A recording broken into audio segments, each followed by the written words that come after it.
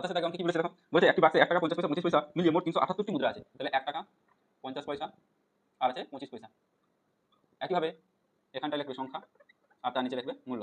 ঠিক আছে, এবার দেখি কিসে দেওয়া আছে, বলছে মূল্যের অনুপাত 13:11:7। তাহলে মূল্য দেওয়া আছে, এটা দেখো 13:11:7। তাহলে আমাকে সংখ্যা বের করতে হবে। দেখো 1 টাকা 13 টাকা হয়েছে, তাহলে কটা আছে সংখ্যায়? নিশ্চয়ই 13টা আছে, তাই না? 1 টাকা 13টা হয়েছে, তাহলে নিশ্চয়ই কটা আছে? 13টা আছে। 50 পয়সা মিলে হয়েছে 11 টাকা। তাহলে 11 টাকা হলে 50 পয়সা কটা থাকবে? না 1 টাকা হলে 50 পয়সা থাকে দুটো। তাহলে 11 টাকা হলে 50 পয়সা থাকবে কটা? 22টা। এবার 25 পয়সা সব মিলে হচ্ছে 7 টাকা। তাহলে 25 পয়সা কি 4টা 25 পয়সা মিলে 1 টাকা হয়। তাহলে 7 টাকা হয়েছে মানে 7 4 28টা 25 পয়সা আছে। তাহলে দেখো কি পেলে না সংখ্যার অনুপাত কি পেলে 13:22:28। তাহলে দেখো যোগ করে এটা কত হচ্ছে 20 20 40 50 10 60 63। তাহলে এই 63 সংখ্যার মান বলতে দেওয়া আছে কত না 378 হয়েছে। এবার একের মান বের করো 378/63। এবার কি চেয়েছে? এবার চেয়েছে 50 পয়সা মুদ্রার সংখ্যা কত? 50 পয়সা মুদ্রার সংখ্যা কত? 22। তাহলে 22 এর মান বের করো।